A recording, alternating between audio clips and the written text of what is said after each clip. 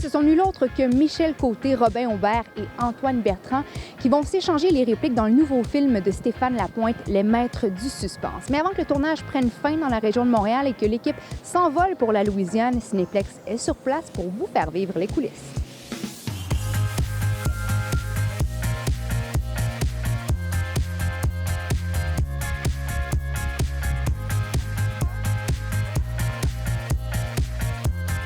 C'est l'histoire d'un auteur à succès. Et on réalise que ça fait 12 ans qu'il n'a pas écrit une ligne. Il engage un ghostwriter pour écrire à sa place, un écrivain fantôme, qui est joué par Robin Aubert. Et Robin Aubert doit écrire le nouveau livre de Michel Côté, le nouveau roman de Michel Côté, et sa femme demande le divorce. Il est figé, plus capable d'écrire lui-même, alors il fait appel à un autre ghostwriter pour écrire les romans à sa place. C'est tellement un concept fort pour une comédie que tout de suite, là, regarde, ça n'a pas été long, c'était réglé. On a dit à Stéphane, va écrire le synopsis, reviens-nous. Puis c'est des concepts de comédie qui sont simples comme ça, qui sont aussi forts. On ne voit pas si souvent.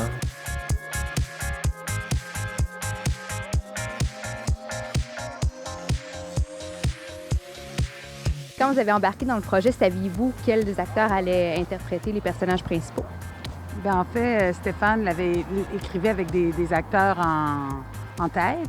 D'ailleurs, dans le scénario, les personnages s'appelaient Antoine, Robin et Michel. Quand on a des têtes d'affiche comme ça, est-ce qu'il y a un stress de moins?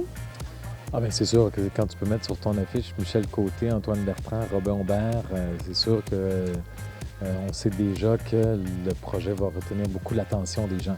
Après ça, il faut faire un bon film, hein, parce que plus tu as des gens comme ça qui sont connus, que le public aime, tu ne peux pas les décevoir. C'est une pression additionnelle, mais en même temps, regarde, on a les acteurs présentement qui sont parmi les plus aimés du public. C'est drôle de faire les maîtres du suspense avec 3 maîtres de la comédie.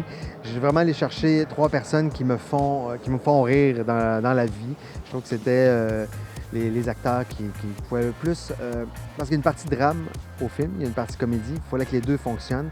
Et je trouvais que ces 3 acteurs-là avaient une bonne charge émotive forte. Ils pouvaient créer des personnages forts, humains, et en même temps être punchés dans l'humour.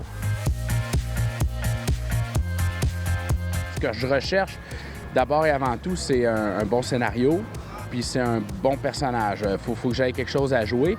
Pas nécessairement en termes de quantité, mais juste en termes de qualité, puis que j'ai un coup de cœur par rapport au personnage, parce que j'ai fait des petites apparitions dans des films, mais des petites apparitions qui, des fois, sont très payantes. Fait que dans ce cas-ci, je tombais en amour avec le scénario. Ça se passait dans le monde de la littérature. C'est rare qu'on fait des films qui se passent justement dans le monde de l'édition, puis avec des auteurs. Fait que je me suis laissé séduire.